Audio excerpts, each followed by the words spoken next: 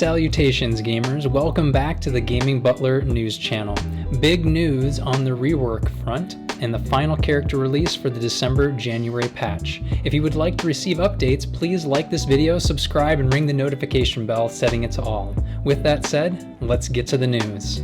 There were 5 new characters slated for the upcoming 8-week patch, and the last one was rumored to be Starlord T'Challa from the Disney Plus series What If, which by the way, if you haven't had the chance to check it out yet, please do. The brand new Starlord T'Challa is a hero cosmic tech blaster Ravager.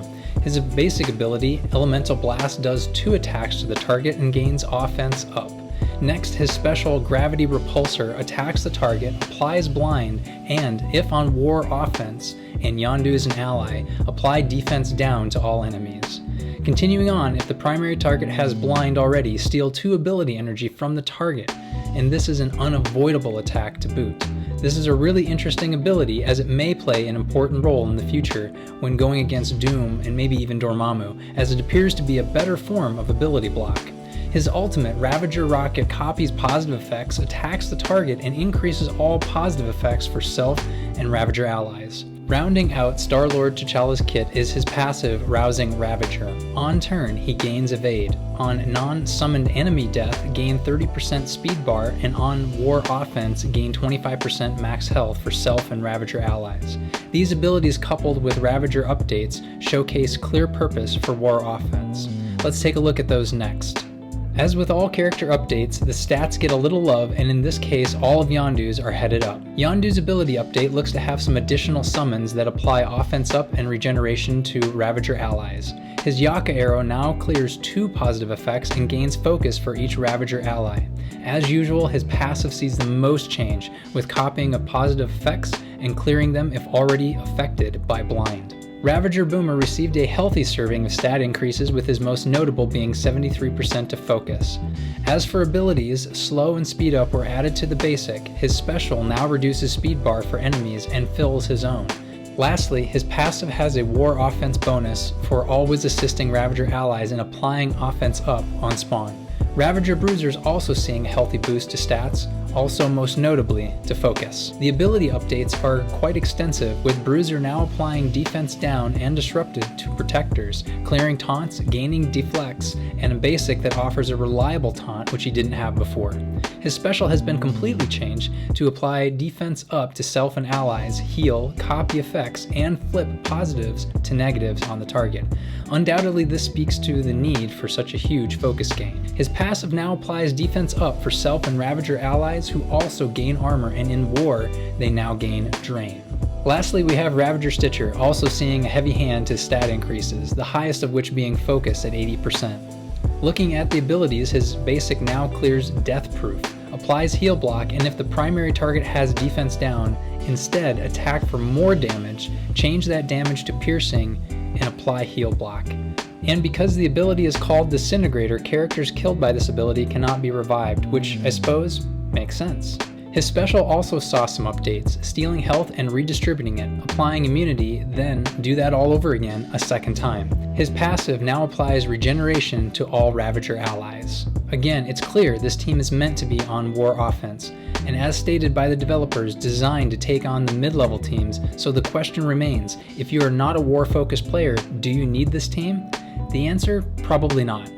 Time will tell what their full value is, and if Starlord T'Challa has some niche uses in tech nodes and against problematic characters like Doom and Dormammu, and it's always possible they will be needed to unlock a legendary character in the future. The developers were careful to say this team was not designed to take on the top teams in the current meta. Is it possible that some of the Ravagers might see some play in Dark Dimension as a cheap filler option with all their new drain? Possibly, but more testing is needed to say definitively. More good news in the world of reworks. As promised during the MAGIK reveal, the Uncanny X-Men are receiving some updates as well to hopefully breathe new life back into the former top meta team. Smaller than usual, Storm's stat updates are just 9% to health and 62% to armor. Storm's special now cannot be attacked. Her ultimate cannot miss on max charges, and her passive now states that if MAGIK is present, Storm gains +3 charged up to 20. In comparison to the Ravagers, not much in the way of changes, but notable nonetheless. Moving on to Cyclops, and in the same vein as Storm, a solitary health gain of only 10% for the stats. Looking to his abilities, his special now calls for 2 random allies to attack one of the previous enemies, and the attack cannot be countered. As for his passive, if he has 20 charges, gain 2 ability energy so that you can fire off that ultimate quicker. And if Magik is present, she fills the role that Wolverine used to, noting that he is expected to be on the Weapon X team. Colossus, like the others, has a mere 10% increase to his health as well. A review of his abilities finds scant updates, most of which include Magik and a bit of healing. The question being asked a lot now is, can I skip these characters? The short answer is, nobody knows for sure. It's safe to say that if you already have a built Uncanny X-Men, the investment is low to add 1 character. If you've never touched Ravagers, like me, then not only is there an investment in Starlord T'Challa, but also building up all those Ravagers. Along those lines, if you've never built up Spider-Man or Spider-Man Miles, that's 3 new characters plus building up 2 more. The difference here is that if you are not heavily invested in symbiotes, it's a much easier decision to make to pause that team and work on the Web Warriors instead. As always, time will tell. Today, patch 5.9 dropped, bringing us all the aforementioned information in this video and anything released over the previous weeks. There were, however, a few items we didn't know about that appeared in the patch notes today. 2 new costumes were added to the store, Silver Surfer's Totally Rad, and a festive holiday Groot. A new campaign event for Spider-Punk called Rock and Roll will be dropping during this patch so that people can get their hands on Spider-Punk. Alliance chat will now notify everyone in your alliance when you acquire a costume. Offer pop-ups will remain on screen following a purchase to make a second purchase more convenient. A number of bug fixes went in for this patch. The first is for Captain America Sam, who was incorrectly giving ability energy to summoned allies. Killmonger's Focus Fire and Full Auto will now play the correct sound effects. Alliance War Defense teams will not have shown that they are boosted prior to being revealed. Dormammu received some visual updates to his basic at 3x speed, Sharon Carter's passive has a visual update to the words, and Bishop's passive ability now correctly states the speed bar he gets from counterattacks at the start of his action. Additional notes of interest for Astonishing X-Men, Uncanny X-Men, and Young Avengers. The tags X-Men and Avenger were redundant and have been removed. If you search by those tags, everyone who came up previously will still do so. This does not appear to be a limitation of team building though.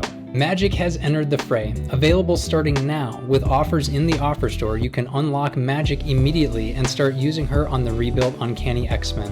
All of the updates to members of that team that we discussed before have also gone live today. I'm really looking forward to seeing what the community has to say about the new addition to the team. She looks quite amazing. Another tweet went out today for the Power Core issue resolution. Scopely decided to extend the timer for the Spirit Store so that those getting their 1400 Power Cores would have time to use them on the store before it's removed. Your next opportunity to secure Jubilee for your Astonishing X-Men team will be coming soon, so be sure to work on your PIM tech in advance of that event. That's all we have for today, but stay tuned for more information as we find it. If you enjoyed this video, hit that like button, subscribe, and ring the notification bell to get all the latest news on your favorite games. And leave us a comment with your thoughts and speculations. All the links from this video along with a poll are below in the description. Thank you, and see you next time. Roll the credits and the impressive music. Feeling verklempt. Perhaps the tie is too tight. I need to go do some push-ups before I do this. Some sentences are so challenging for me. And because doesn't even make sense. This is why we can't have nice things. No. Again, there's no energy. Oh lordy, look out.